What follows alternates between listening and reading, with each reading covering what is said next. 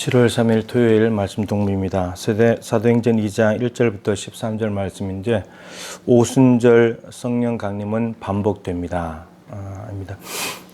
사도행 2장 앞부분은 잘 아시는 대로 120명이 마가 다락방에 모여서 기도하던 중에 오순절날이 되었을 때 성령께서 역사하시는 거였죠.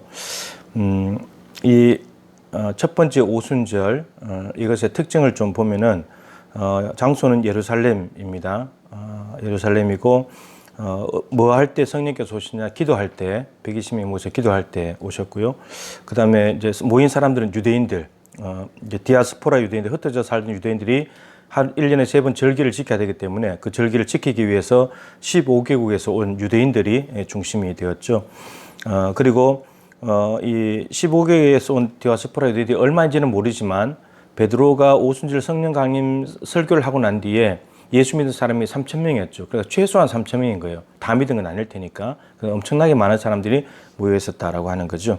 그리고 성령께서 오셨을 때에 호련히 갑자기 오는 겁니다. 예고하고 오는 거 갑자기 오시는 거고, 그리고 하늘로부터 임하시면서 바람 같은 소리, 히브리의 혀처럼 갈라지는 것들이 각 사람 위에, 성령 강림은 각 사람 위에 임하게 된 거죠. 그리고 겉으로 드러난 것이 다른 언어들, 방언을 하기 시작했다. 이런 거였죠.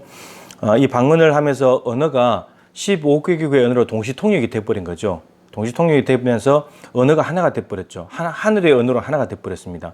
이게 창세기 11장 바벨탑의 언어가 달라진 사건의 그 저주를 푸는 사건이 이 성령 강림 사건입니다. 그리고 내용은 뭐냐면 하나님의 큰 일, 50일 전에 일어났던 6월절 예수님의 십자가의 죽음과 부활에 대한 이야기입니다. 그 큰 일들을 제자들이 성령을 받으면서 성령이 말하게 하심을 따라서 말을 했는데 그게 15개국의 은혜로 동시 통역이 돼가지고 자기들에게 십자가 부활 사건이 들려지게 됐다. 이렇게 됐다는 거죠. 그랬을 때 사람들은 놀라기도 했고 당황스러워하기도 했고 또는 조롱하면서 술 취했다라고도 하고 이런 반응이었습니다. 이 오순절 성령 감리 사건은 이제 사도행전 10장에 가면 가이사랴라는 곳에서 베드로가 고넬료의 집에 갔을 때 고넬료에게 하나님의 복음 설교할 때에 일어났었죠. 그때는 말씀 선포였습니다. 그리고 이방인, 고넬료가 이방인이기 때문에 그 모인 친척과 그리고 친구들 다 이방인들입니다. 이방인들이고 그 다음에 가이사랴라는 곳이고 그 다음 거기서 성령께서 임하셨을 때는 방언을 했다 이렇게 되어 있습니다. 그리고 19장에 가면 한 번 더 이 사건이 일어나는데 에베소에서 일어납니다. 이번에는 에베소, 지금의 터키 지역, 그 지중해 변에 있는 에베소 지역인데 거기에는 이방인들, 유대인들, 에베소 교회는 이방인과 유대인들이 같이 있는 곳이니까 거기고, 그리고 거기는 12명이라고 되어 있습니다. 12명이 이제 바울이 안수했을 때 성령께서 임하셨다. 이제 이렇게 기록되어 있습니다. 그리고 성령께서 임하셨을 때 12명이 방언도 하면서 예언도 했다. 이제 이렇게 기록이 되어 있습니다. 그러니까 이 성령 강림 사건에 있어서 중요한 것은 무엇이냐면은 어떤 바람 같은 소리가 나고 불의 혀같이 갈라지는 것들이 오고 어떤 초자연적인 현상들 그리고 다른 언어를 말하는 초자연적인 은사들 신기함들 이런 것이 목적이 아니고 이 성령 강림 사건의 목적은 성령이 임하시면 권능을 받고 증인이 된다 그랬죠. 그 성령께서 오셨을 때 제자들이 자기도 모르는 사이에 성령께 사로잡혀 가지고 하나님의 큰일, 십자가 부활을 전하는 증인의 삶을 그 오순절 날에 하게 돼버린 거죠. 그러니까 목적은 성령께서 오시는 목적은 하나님의 큰일, 십자가 부활을 증언할 수 있도록 사람들을 강력한 군사로 무장시키는 것이 주 목적이었습니다. 그러니까 예수님이 증인이 되게 하시는 거죠. 십자가 부활을 선포하게 하시는 거였습니다. 그리고 가이사랴 오순절에 고넬료 집에서 성령께서 임하셨을 때 방언을 하면서 뭐라고 그러냐면 하나님을 높였다 이렇게 되어 있습니다. 그러니까 성령께서 오시는 사건은 하나님을 높이는 것, 하나님께 영광이 되는 것이고 그리고 십자가 부활 사건, 예수님의 십자가 부활 그것이 주 메시지로 이제 선포가 되는 것이기 때문에 그걸 통해서 하나님의 영광을 받으시는 것이고 이제 이 내용 자체가 중요한 목적이죠. 그리고 가장 중요한 것은 무엇이냐면 성령 강림 사건은 반복된다는 겁니다. 예루살렘에서 가이사랴에서 그리고 에베소에서 이게 지금 유대인 중심 또 여기도 이방인 좀 있고 유대인 이방인 그러면서 장소가 예루살렘, 가이사랴, 에베소 점점점 이동해 갑니다. 이제 끝이 아니고 계속 가는 거죠. 그래서 가이사랴에서 베드로가 고넬료에게 말씀을 전할 때 성령께서 임하시는 걸 보고 이렇게 말했습니다. 우리에게 처음 하던 것과 같이 하신지라.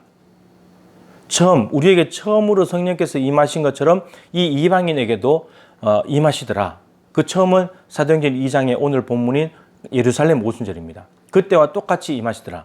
이 말은 성령 강림 사건은 반복이 된다. 그리고 어떤 획일적인 하나님의 방법이 아니라 예루살렘에서는 기도, 그리고 가이사랴에서는 말씀 선포, 그 다음에 에베소에서는 안수. 그러니까 기도와 말씀, 너무나 본질적인, 교회의 본질적인 모습이죠. 이 본질적인 일에 집중하고 있을 때, 그것을 정말 은혜 가운데 선포하고 그것을 실행하고 있을 때 마음을 다 같이 모였다 그랬습니다. 한 곳에 모여서 마음을 같이 하고 있을 때 성령께서는 임하실 수 있다라고 하는 겁니다. 그게 우리의 준비인 거죠. 성령께서 지금 이 시대에도 임하시고 성령 시대인데 성령께서 임하시는 우리의 준비, 성령께서 주권적으로 임하시지만 우리가 강제할 수는 없지만 그러나 우리가 준비할 수 있는 건 뭐냐면 기도하는 것. 성령님의 역사하심을 아버지의 약속하신 것을 기다리라. 사모하면서 기다리는 것, 기도하는 것. 그 다음에 참된 예수님의 십자가 부활의 복음을 선포하는 것. 이것이 될 때에 이 기도와 말씀, 이것이 본질이 되고 교회에 가득하게 될 때에 성령께서는 얼마든지 반복적으로 임하실 수 있다. 성령께서 오시는 좋은 환경, 기도와 말씀 선포입니다. 교회의 본질인 거죠. 우리 교회가 이 성령 강림 사건이 반복이 된다면, 그리고 우리 편에서 할 수 있는 일이 있다면, 기도하고 복음, 참된 복음을 선포하고 말씀을 받아들이는 이 일들을 할 수 있다면 언제나 성령 강림 사건은 우리가 사모하며 기다릴 때 우리에게 올 수 있는 역사잖아요. 그래서 기도와 말씀을 자꾸 외치는 이유가 그것입니다. 이게 본질이고 이 교회의 생명이고 성령께서 오시는 것이고, 성령께서 오시면 정말 그야말로 부흥이 일어나서 이 시대에 정말 하나님의 영광을 드러내면서 하나님 나라를 확장할 수 있는 일에 쓰임받을 수 있기 때문입니다. 이런 기도와 말씀은 너무나 식상한 이야기 같고 정말 평상시에 다 알고 있는 이야기 같지만 정말 우리가 그것을 진정으로 성령께서 역사하신 걸 사모하고 있고 성령의 역사하신 걸 경험할 수 있냐 이거예요. 그래서 우리가 기도와 말씀에 더욱더 집중을 합시다. 사도행전 읽을 때 집중을 합시다. 그래서 새벽기도에도 나오시고, 그리고 정말 기도하고 말씀 붙들고, 그래서 성령님을 사모할 때 성령께서 오시는지 안 오시는지, 이것이 반복되는지 반복되지 않는지 확인을 해보자는 것입니다. 여러분, 사로잡히면 정말 놀라운 권능의 삶을 살게 됩니다. 지금 우리의 힘으로 살아갈 거는 차원이 다른 삶을 살아가게 됩니다. 저는 우리 교회가 그걸 경험하는 교회가 되었으면 좋겠습니다. 이 시대에 정말 어디로 갈지 모르는 한국교회에 정말 성령께서 임하셔서 기도하고 말씀 선포가 될 때 성령께서 오신다는 것을 보여주는 곳이 되면 좋겠습니다. 그래서 다른 교회들이 희망을 가지고 다른 교회들도 이런 일들을 하면서 이것이 불길처럼 퍼져나갈 수 있도록 그러한 은혜의 역사가, 사도행전의 반복적인 역사가 이 시대에도 일어날 것을 믿고 확신합니다. 여러분들도 일에 기도와 말씀으로 함께 참여해 주시기를 부탁을 드립니다. 하나님 아버지, 기도와 말씀은 우리 생활의, 신앙생활의 가장 기초적인 일들이고 본질적인 일들이고 교회의 존재 목적이고, 또 이것을 할 때에 성령께서 임하시는 것을 사도행전의 역사를 통해서 보게 됩니다. 성령께서 임하시는 좋은 환경은 함께 모여서 기도할 때, 예수님의 십자가 부활이라는 참된 복음이 선포될 때였습니다. 하나님, 이 시대에 이걸 하지 않는 교회가 어디 있겠습니까? 다 기도와 말씀을 전하고 있는데 근데 성령님의 역사는 굉장히 미약합니다. 성령을 소멸시켜버린 것은 아닌지 돌아보게 하시고, 하나님, 다시금 우리가 기도하되 다 같이 모여서 사모하는 마음으로 간절히 기도할 때에 성령께서 임하실 줄로 믿습니다. 참된 복음이 선포될 때에 우리의 마음을 열고 말씀을 들을 때, 아멘으로 받아들일 때 성령께서 그 말씀을 통해 우리 안에 일하실 줄로 믿습니다. 성령의 일하심을 기도와 말씀을 통해서 경험하게 도와주시고, 기도와 말씀이 더욱더 강력해지는 우리 교회가 되게 하시며 부흥의 진원지가 되게 하여 주셔서 이웃의 교회들에게 기도와 말씀에 집중할 때 성령께서 임하신다는 것을 보여주는 모델 교회로 세워주시옵소서. 예수님의 귀하신 이름으로 간절히 기도드립니다. 아멘. 여러분, 뜨겁게 기도합시다.